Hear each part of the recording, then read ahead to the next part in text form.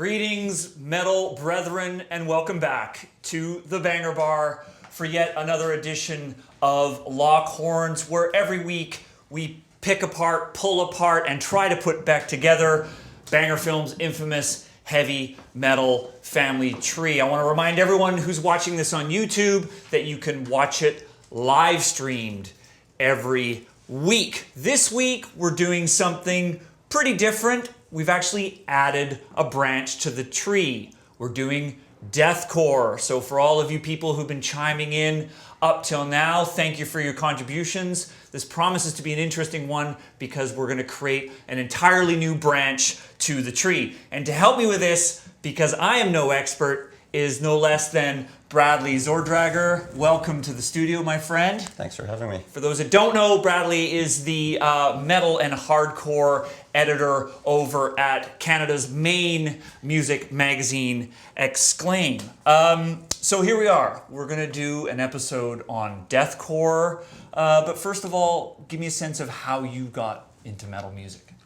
Well, I didn't really have an outside influence, like a familial outside influence. My parents, they're very religious, so they weren't introducing me to metal. If anything, they listen to contemporary Christian music. So I found like pop punk music, and from there I found punk music, and from there I was like, well, this isn't heavy enough. So I found, like easier listening metal, and then it just kept going. I wanted heavier and heavier, and now I'm just a mess, and I listen to everything. And It's one thing that binds us all here at Lock Horns is we're all a collective musical mess. Tell me more specifically about deathcore.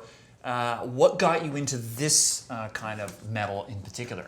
I initially kind of hated it. A lot of people that I knew liked it a lot, and I just wasn't a fan.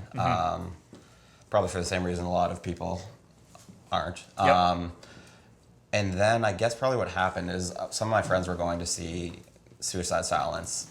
And I didn't really care for them at all. But I had extra money, and I was like, yeah, let's go, whatever. And they put on a good show. And from there, I kind of appreciated a song here or there from them, and then a song here and there from other bands.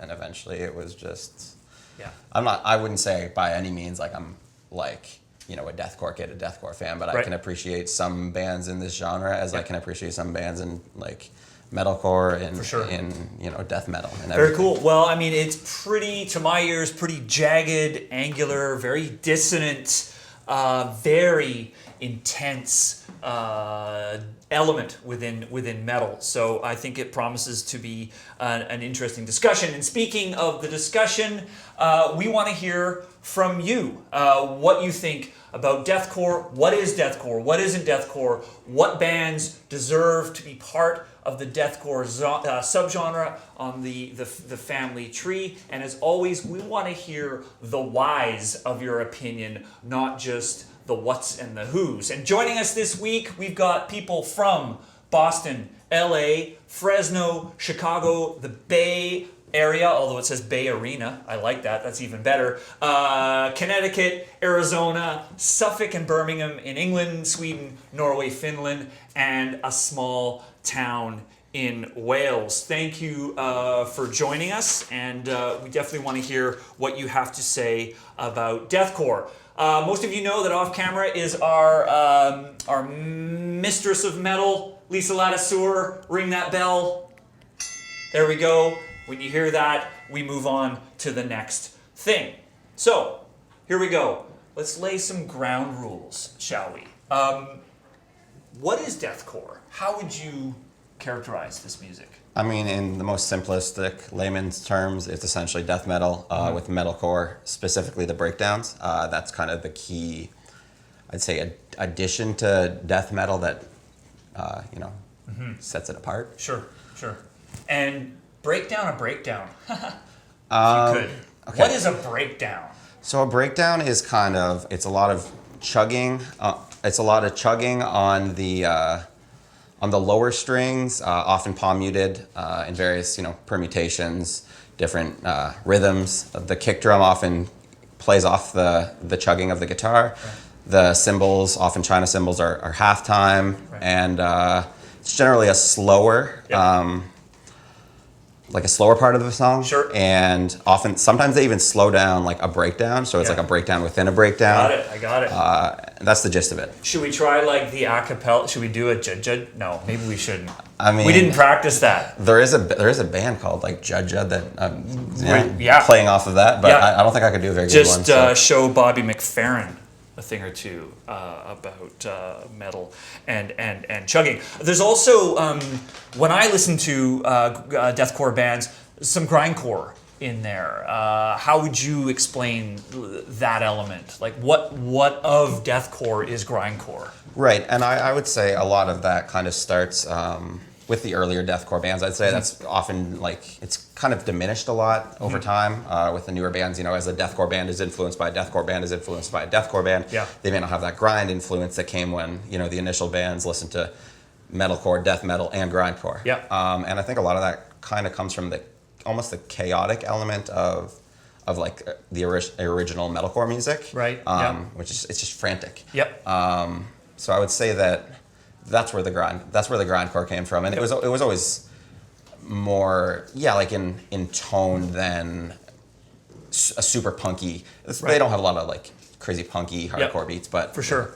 Yeah, we were talking about before we start, like it never really seems to settle into anything for very long. Like a lot of death metal, which I will get into later, like why isn't deathcore death metal?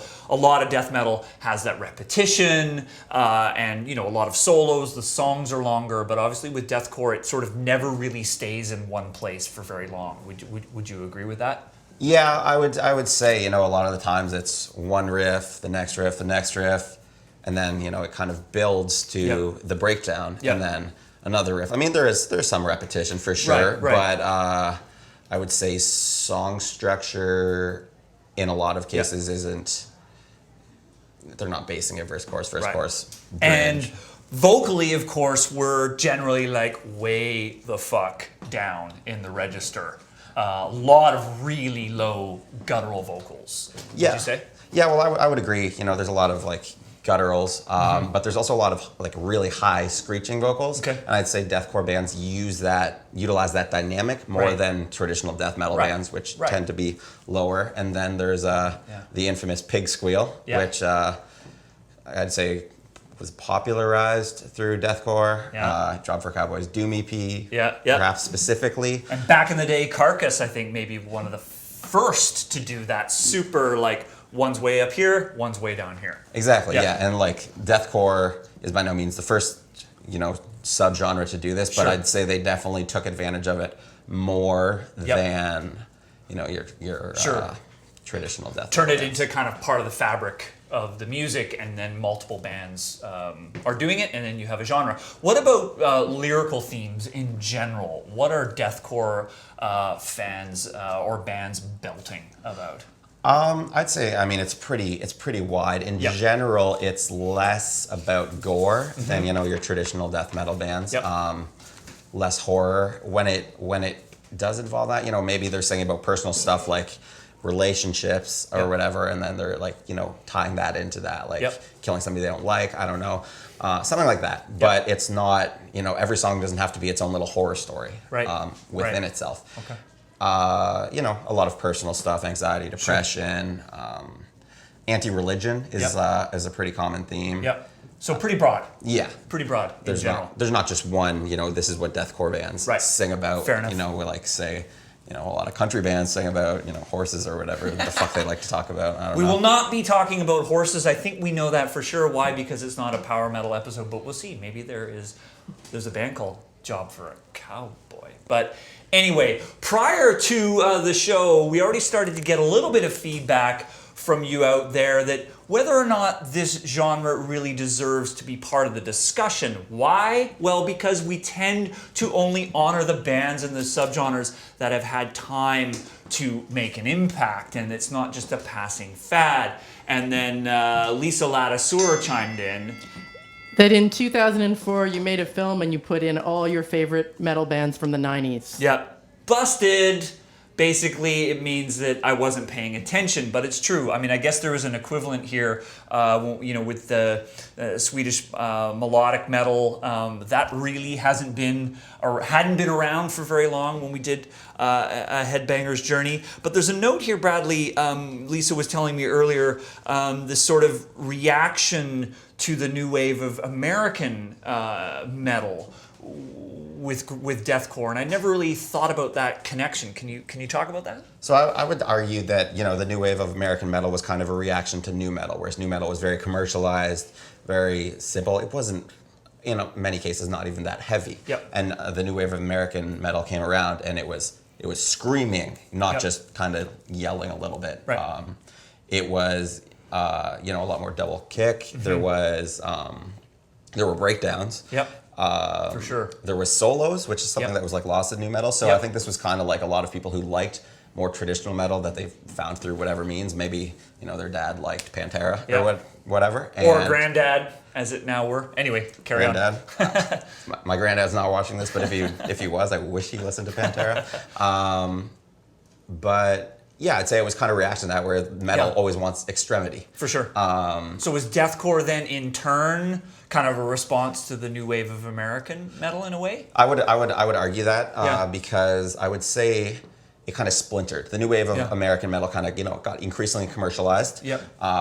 More singing Yep. and just generally more commercial success, even if they didn't change. I mean, Sure. look at Lamb of God. They Right. haven't really changed their sound, but Yep. they got And more popular. bands like Killswitch became very big as well, for Yeah. example. Yeah. But I would argue that it's splintered, and Mm-hmm. it kind of went towards deathcore, people who really wanted the heavy stuff, and then the other splinter I would say is kind of was what was led by Rise Records. Mm-hmm. Okay. The kind of, it was a lot of breakdowns with keyboard Yep. techno parts over top of it. Right, I'd say right. it kind of splintered Okay. in that regard, and deathcore was more going towards the heavier side, and that was kind of going down the path towards more Yeah, mainstream. it's a good point you make, because often these subgenres are an evolution out of, or in some cases, a more overt reaction against previous styles of metal. Anyway, yes, Lisa, Let's get some bands on this tree. let's get some bands on this tree. Okay, so It's looking like a very naked black metal tree right now. we got some work to do. I can pose. I'm a Yeah, tree there we man. go.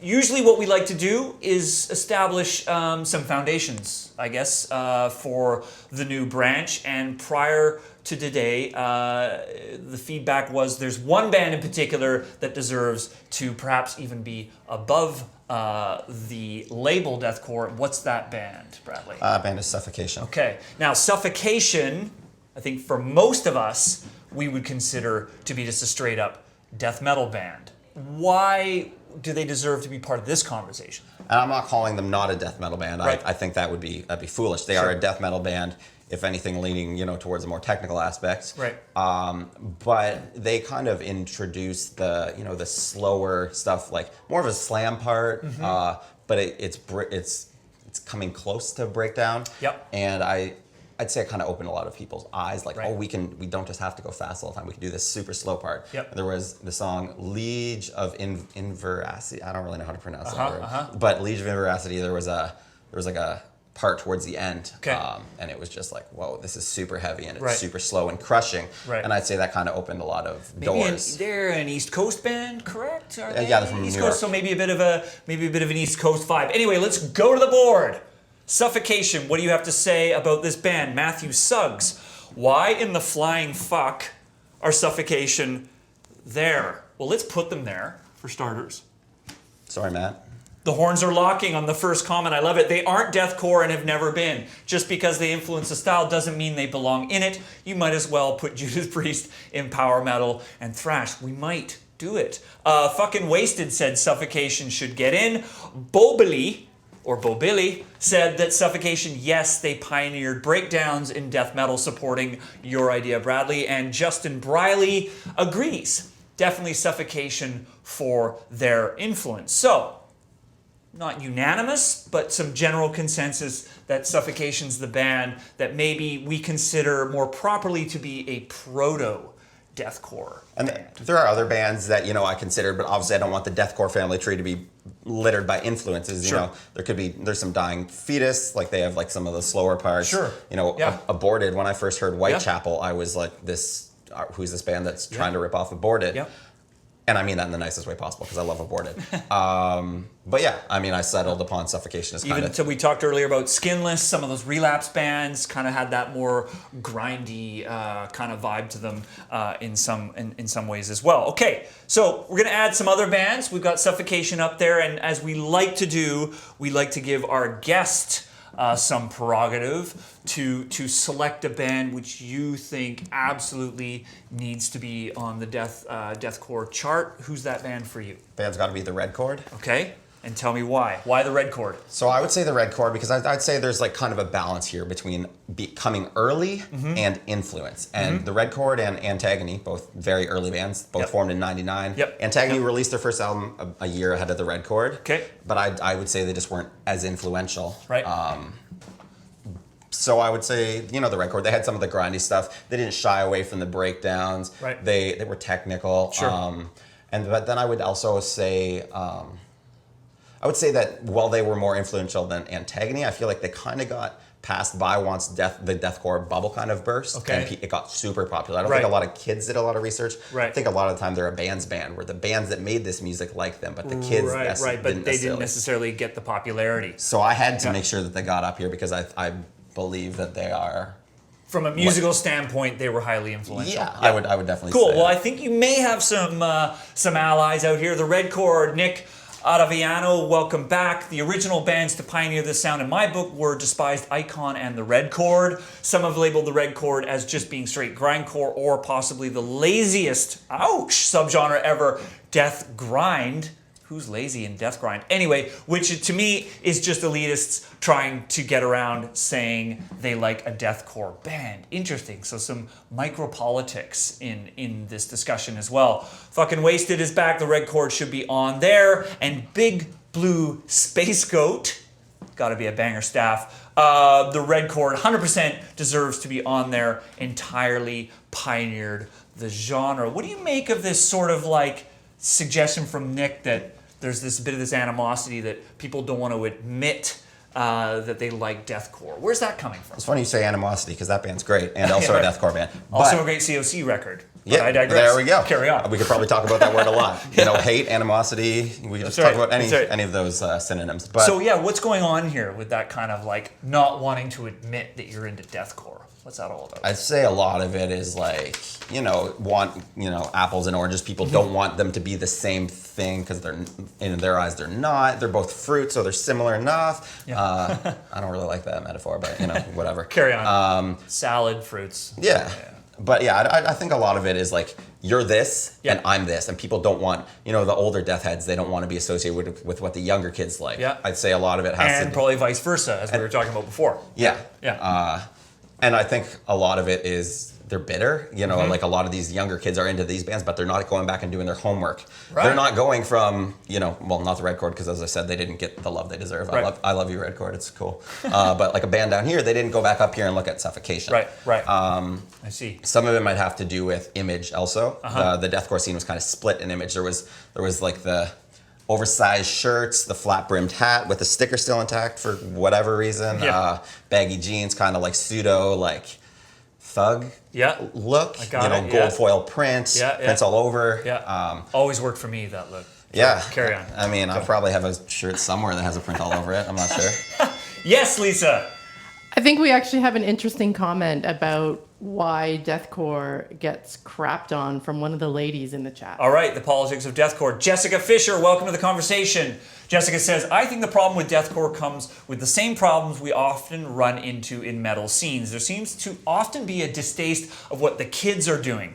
I mean, one of the guys from Cream once said in a Rolling Stone interview that if they gave birth to heavy metal, they should, quote, have had an abortion. Ouch. I wasn't around when thrash started, but I wonder what the new wave of British heavy metal people thought of it. Also with deathcore, I've seen people cast it aside because women or girls and quote-unquote teeny boppers like it. I guess that makes it less legitimate.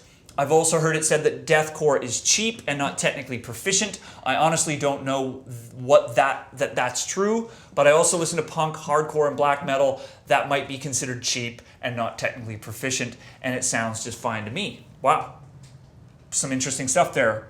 Any response to that? Any thoughts? I would say the whole girls liking it is actually, that kind of lends itself to the other side of the fashion of deathcore, which was a little bit more like effeminate. Yep. The skinny jeans, like the pretty hair. Right. Right. And I'd say that was also another reason that they didn't like it, was that, again, that's you. You're not one of us. You don't have long hair. It's not the traditional metal look. But yeah, it's definitely like, you don't like, people don't want to like what's new. Yeah. It's not cool. I got it. Well, some generational divide here, perhaps. Yes, Lisa? Let's give the last word on this to Axel in the chat, and then we'll get some more bands up there. Let's get some bands on the board. Axel Bergstrom says, quote, every genre I don't like is for posers. Every metal elitist ever. I see. Thank you. We've got to put that on a shirt. Thank you, Axel. Let's move on to some bands. Okay, here we go. Job for a Cowboy. The True SRX says, Job for a Cowboy, even though they are mostly straight death metal, just because of how influential the Doom EP was for solidifying the different elements into a cohesive sound. Matt Campbell, please don't put Job for a Cowboy up. While the Doom EP had such an insane influence on the subgenre, the band is so distant from it.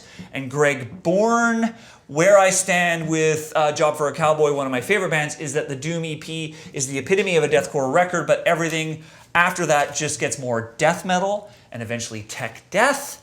Mr. Ritual Suicide says, Job for a Cowboy were only deathcore on their Doom EP. They switched to modern death metal after that. Is there anything more there, Lisa, or that's good? Okay, no, Job for a Cowboy. Time for you and Bradley to fight it out on this one. What do you think, Bradley?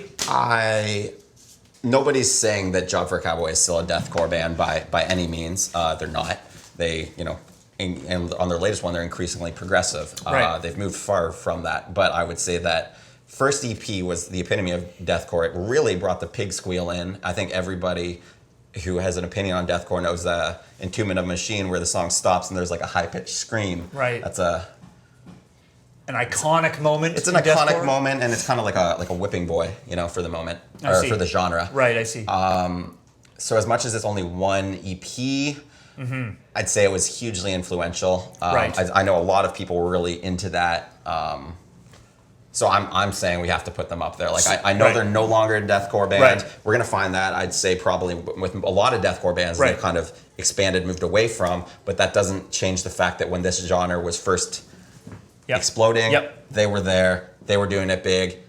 They're also one of one of the first bands to take huge success off of MySpace and kind of turn it into a career. Right. Which is interesting. Part of that generation.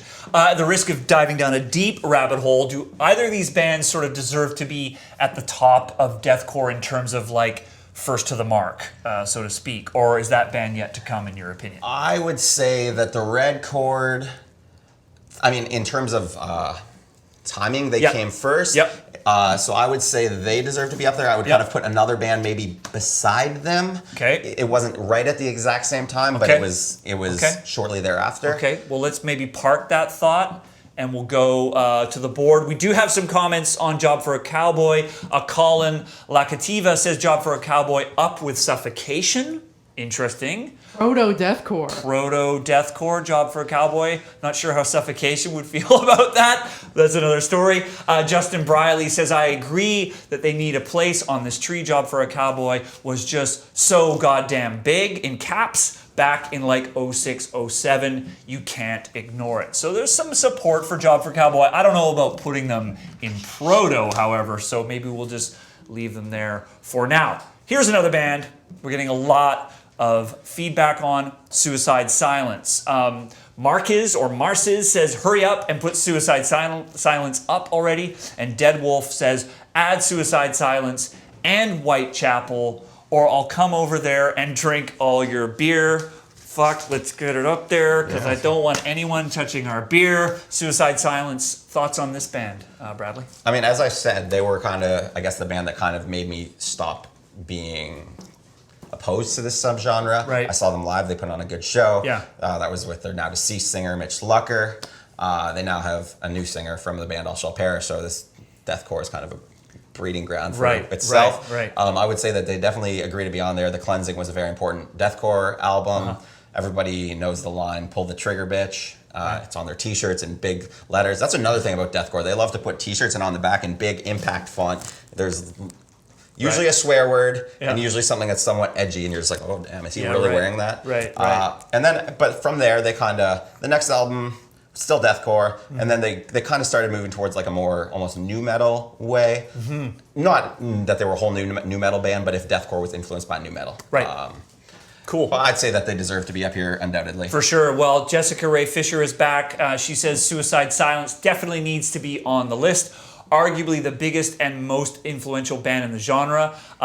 Mitch Lucker could scream, growl, and squeal like a pig, Deliverance style. Their debut, The Cleansing, is a brutal album start to finish. And MADA says that Suicide Silence, first album, basically popularized deathcore.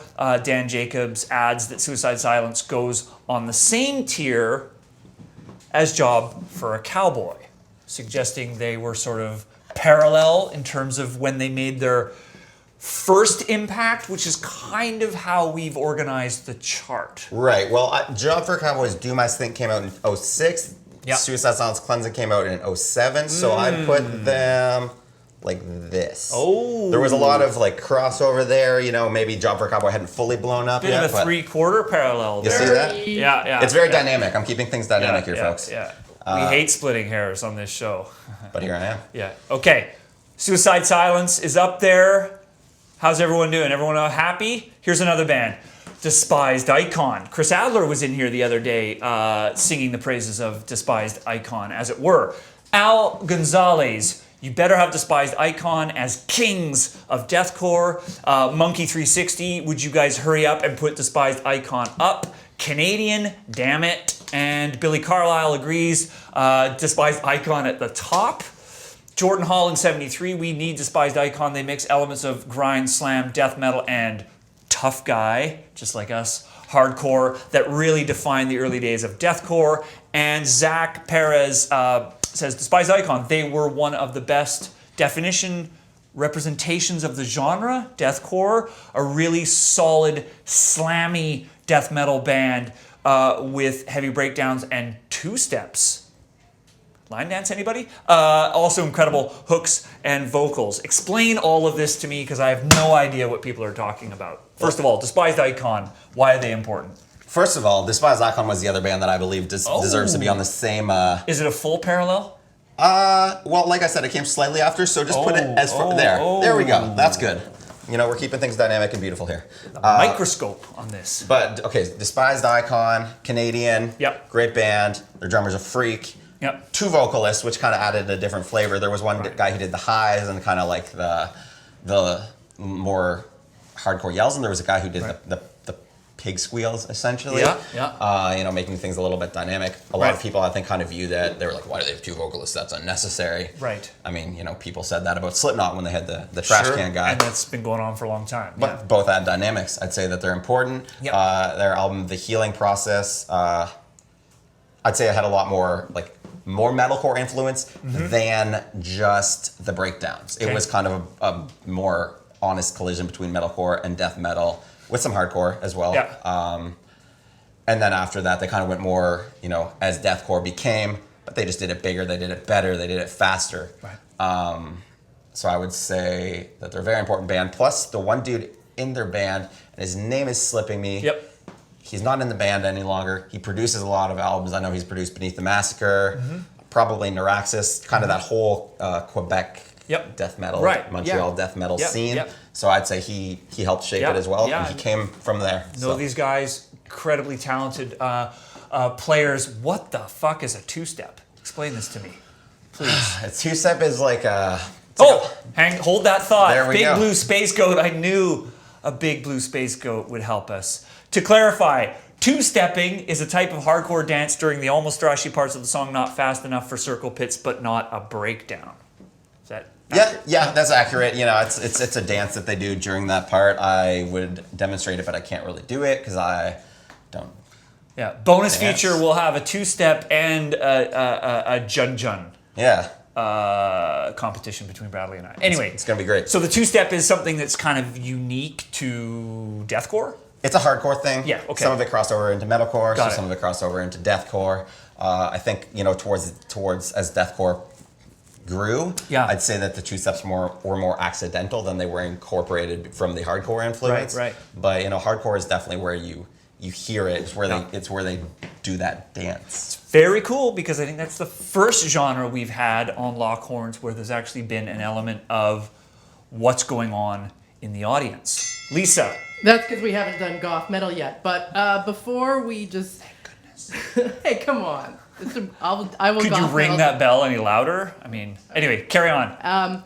Before we start, just making it obvious that we don't get out much, let's add some more bands. Okay, All Shall Perish is on the board. Ryan Zubalaga Jr. says you cannot make a list and not include All Shall Perish. The True SRX is back. All Shall Perish is probably the most consistent and highest quality deathcore band around. And the Abyssal Archivist, it's like a behemoth album title. All Shall Perish, we seriously need that on the list. Technical, melodic, heavily political in lyrics. They are by far the best deathcore band out there, in my humble opinion. Muscles are flexing. Zach Perez also says that they are another one of those bands that defines a genre. Really sick metal band with heavy ass breakdowns and great hooks and solos. Everything you want from a deathcore band. I think we have a magnet. There we go. Tell me about this band, Bradley. Again, very talented, and I'd say that a common misconception about deathcore is that it's not talented, and that as things, devolved down here, you get bands being influenced by these bands. They don't care as much for the guitar playing. They just want to play in a band, and they hear the breakdown, so they play the breakdown, and they play the breakdown. Right. So that just gets exploited. Yeah, so it's a very technical, technically proficient band, very talented. Yep. I'd say they're phenomenal. Yep. The first time I heard about them was they were on tour, I believe, in Australia, and my friend told me that their singer died, but they were actually touring with the band The Red Shore. Okay. Van Crash, singer of the Red Shore, not the Red Chord, different band. Yep. Died, and that's how I heard about them. My friend showed me some songs, and I was like, "This is awesome." Yeah. As was said, heavy breakdowns, political lyrics, which is nice. They have a song called "Wage Slaves," against, capitalism. Yeah. That old thing. Yeah. Great. Learning a lot here, and frankly, I'm just happy I didn't put any of the magnets upside down this week. Anyway, there are a few other bands coming up, or we want to hear more about. Whitechapel, interviewed those guys last summer here in Toronto. Carnifex and Thy Art is Murder. Maybe no consensus emerging yet on these bands, but let me put it to you, is there anybody else that's critically missing so far, do you think? I would say some of those bands, and then I would say there is one band that wasn't mentioned there, and people are probably going to get really pissed off about. Let's do it. That's what we're here for. It's Bring Me the Horizon. I'm sorry, guys. What? I know they were super pretty, and they had the nice hair. Oh. But I'm going to argue that they have to be there in terms of, and here's the thing. I might quit, but All right, well, yeah. I'm saying. But no, in terms of the death side of the genre, I don't think that that's really consistently defined. Some of it is more mellow death, the melancholy riffs of At the Gates, and I'd say that that's what Bring Me the Horizon did. I always describe their album Count Your Blessings, which is really their only deathcore album. Okay. I describe that album as kind of a worse produced and not as talented Black Dahlia Murder with breakdowns instead of solos. Yeah. And I'd say that they're so important because they brought this to a lot of, like I said, the more pretty people, the people who cared about their appearance. And I'd say that those were the people that kind of ended up adopting the genre as their own. And that's kind of what causes that, tug of war, between real death metal and real deathcore. I have an unusual perspective here because I actually saw Bring Me the Horizon at a sold-out show, the first of two, at the Brixton Academy in London. I went there with Rod Smallwood, manager of Iron Maiden. What a great night. And I was like, holy fuck, what is going on here? Because this was clearly an extremely popular band playing very, very heavy music, but at the same time, They were cute. What era was this that you saw This them? would have been 3-4 years ago now, roughly. Okay, so they were beyond their deathcore phase. Definitely. But still heavy. Their new album is essentially like alt rock radio. It could be played on the radio. It came across live as being quite accessible, obviously very intense vocals and a lot of heavy riffing, but it was quite a big production. There were a lot of samples happening off stage. It was sort of like a big sound. So to hear them being part of this conversation is admittedly a little confusing to me, because what I saw that night I would never consider to be Bring Me the Horizon, but what I think doesn't matter most. Let's see what the board says. Lisa, what do people see? Nick Ottaviano, Bring Me the Horizon should not be included. Count Your Blessings isn't even a good record. Doesn't mean you don't get to be on the board. Doesn't have to be good. Just needs to be influential. Anyway, it just kind of blew up at a point where the genre was starting to become the norm. Interesting point. They adopted a traditional metalcore sound on the 3 albums that followed while implementing mainstream rock and even new metal influence. Yes, keyboard. This is what I was hearing at the Brixton. Nowadays, they are nothing short of a mainstream rock band. Yes. I mean, They're good songwriters, though. They can write a catchy song. right, yeah. And I think they're clearly popular with a fairly young audience and a pretty equal mix of males and females in the audience. Jelko J, Bring Me the Horizon is like asking Alexandria, good old stuff, but more emo-core. It's not Okay. even a real genre. Anyway, Gal Gathor, boo! Bring Me the Horizon is bullshit. Not just because tweens love them, but because they do pop shit too. Scott Macedo says, take off Bring Me the Horizon. They're the Coldplay of heavy metal. That's funny. And Danis, little makeup, but they are good. Bring Me the Horizon are one of the best ones in the genre. I started listening to this with a more open mind thanks to them. The looks are only a plus for teenagers, but amazing. So, let's be clear. There's more. Sumerian 8, Bring Me the Horizon is important, especially for expanding the audience of deathcore and extreme metal in general. Okay, so a bit of an ambassador, a gatecrasher, if you will, for some people. We may like to laugh off poppy extreme metal bands. Never thought we'd see those words. But they get people interested in extreme metal. And Marces says, let's just not bring Me the Horizon again. Thanks from everyone. Okay. A lot of debate there. Yeah. The thing is, I'm out of breath. people are saying, well, I'll talk then for a little Help me bit. out here, yeah. People are saying that they shouldn't be up there because they incorporate pop elements now. Right. Job for Cowboy don't have deathcore, or they don't have the core elements now. Right. We're talking about then, and I'd say that they were a key player then.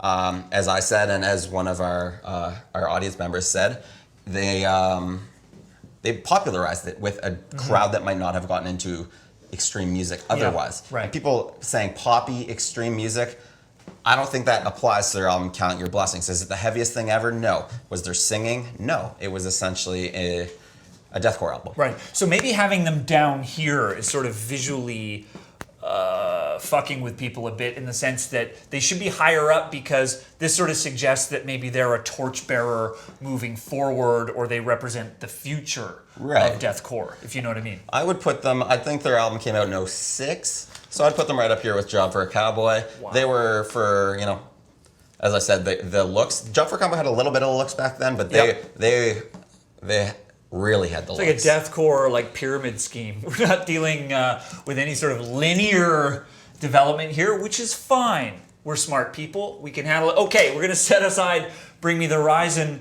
They're on there for all you haters. We're keeping them up because our resident expert claims that they made a significant impact at a certain time, but may not represent deathcore now or into the future.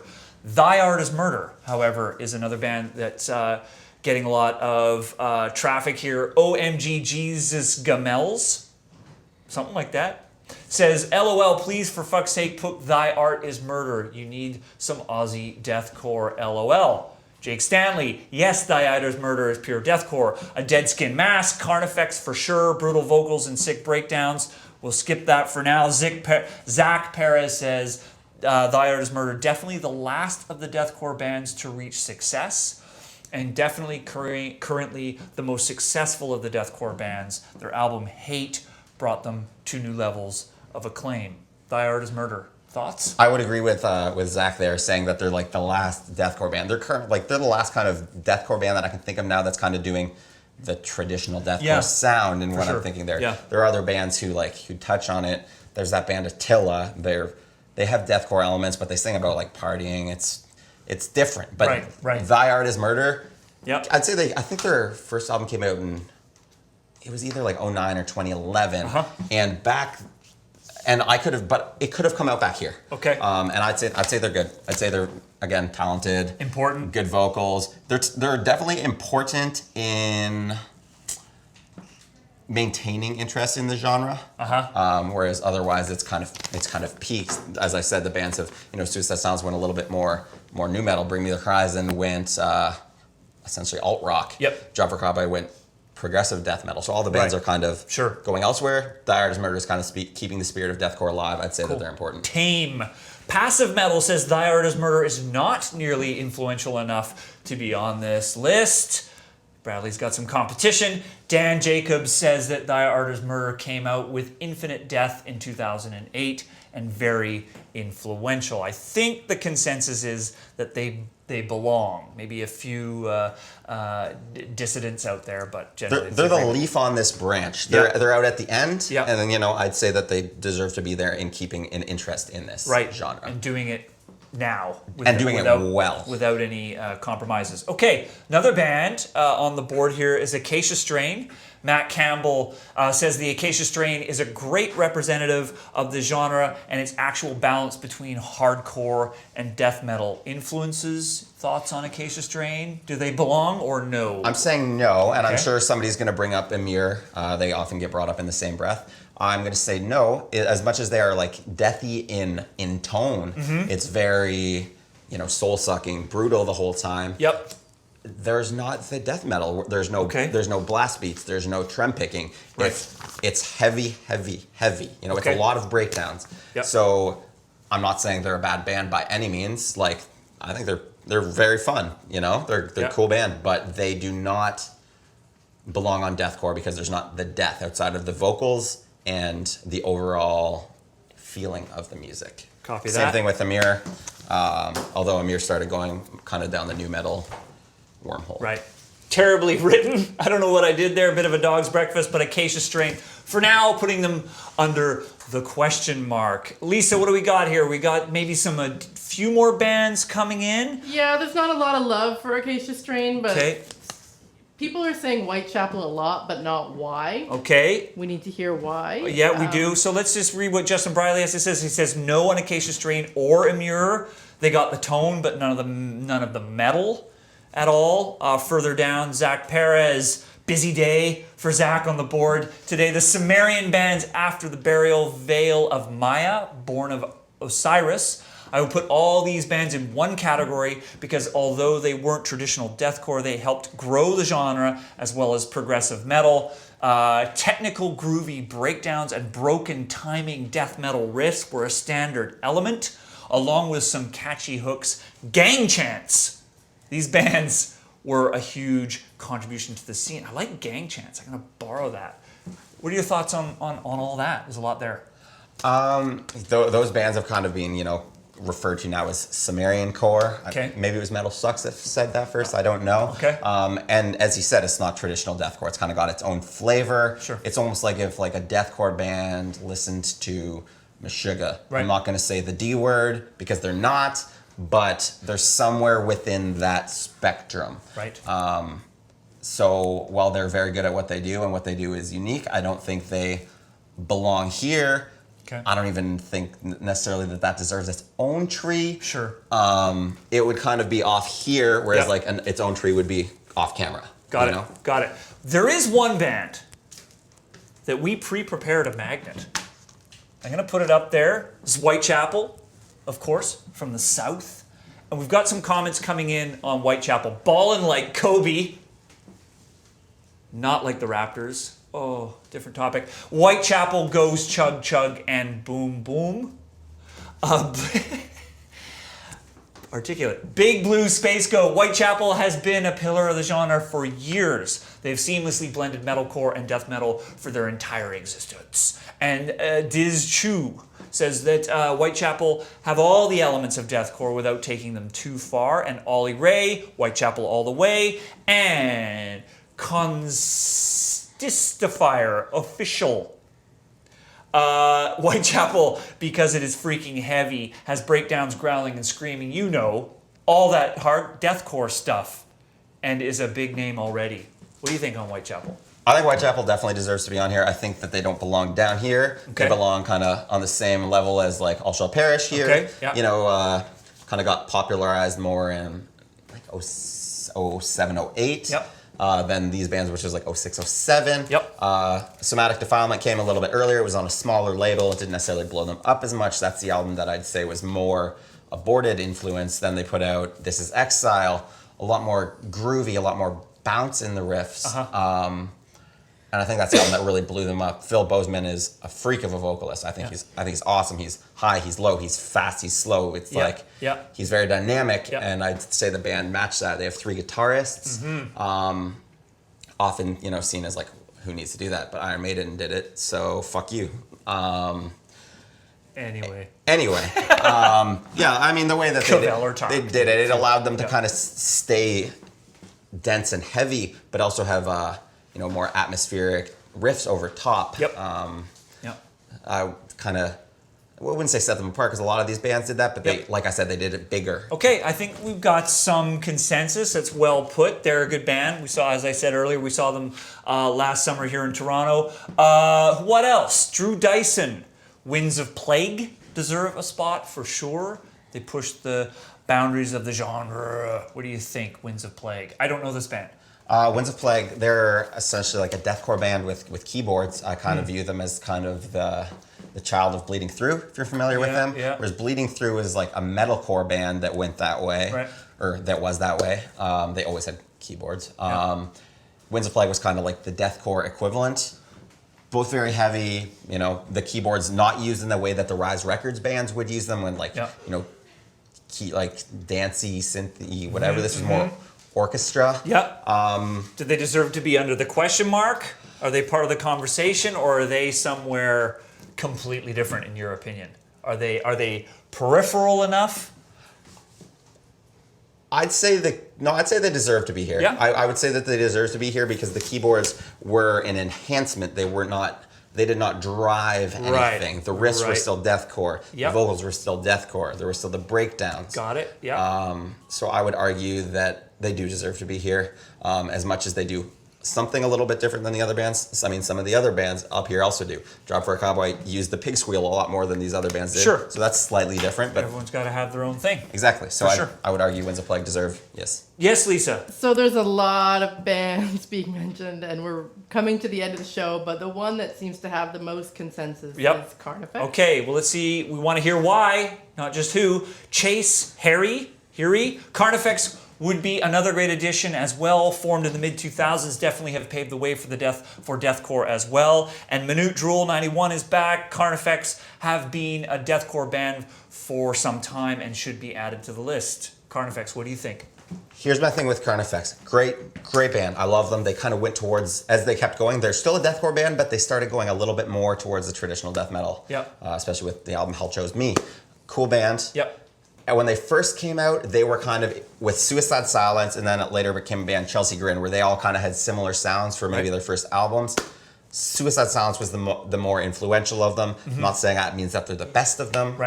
They were the most influential. As much as I would love to put Carnifex up here, we can't put everything up here. So I'm putting my foot down on Carnifex and Chelsea Grin are not up here in terms of influence. Again, Carnifex are awesome. I love them. I just think there has to be a limit. And that's... Placing limits. We're going to have a fight. It's my style. Sumerian Ape.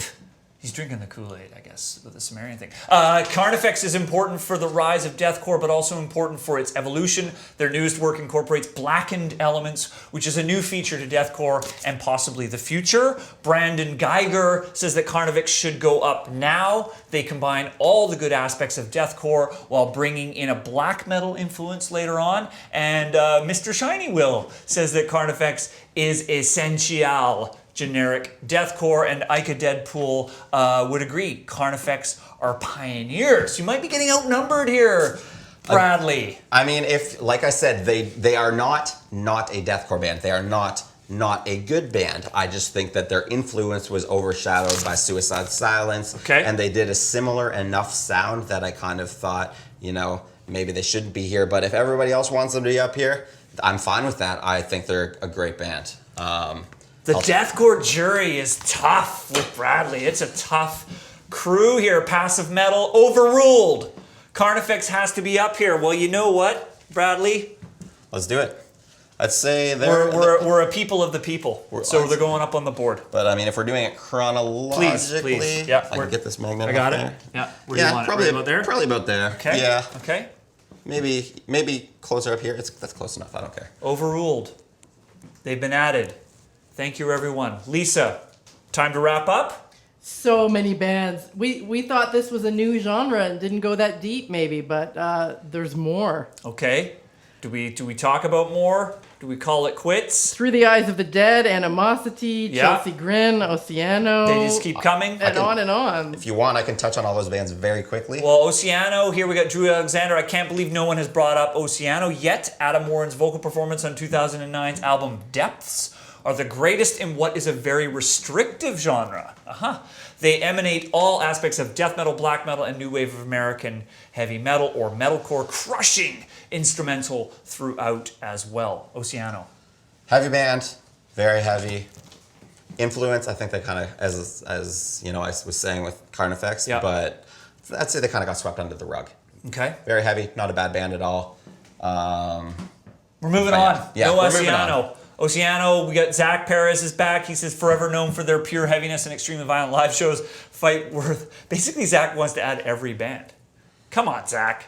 You can't love everybody equally. I think we're going to wrap it up. Lisa, what do you say? I think we're going to wrap it up. Bradley, thank you so much. No worries. Hope that wasn't too painful for you. No, it was all good. I could go on. You guys fight me on the internet if you want. Thank you for all your help today on Deathcore. We started moments ago with nothing.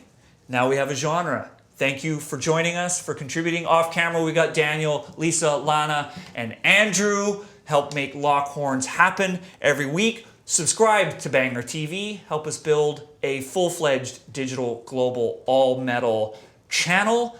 And check us out on Apple Music. There's a playlist curated by this man for Deathcore over at Apple Music. Next week, listen up, something new.